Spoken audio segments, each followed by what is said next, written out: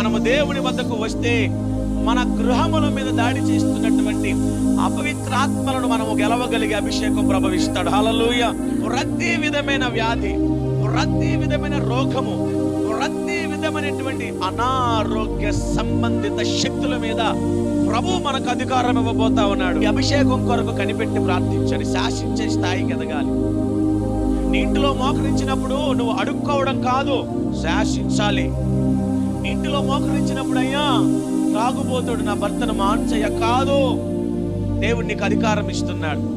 దేవుడు నీకు అధికారం ఇస్తున్నాడు. నువ్వు మోకరించి నీ చెయ్యి ఎత్తి, నా భర్త మీద పని చేస్తున్న చీకటాత్మలారా, యేసు నామములో గద్దిస్తున్నాను, నా భర్తను విడిచిపెట్టి పోండి. ఈ శక్తి నువ్వు సంపాదించాలి, ఈ అభిషేకం నువ్వు సంపాదించాలా, ఈ అధికారం నువ్వు సంపాదించాలా.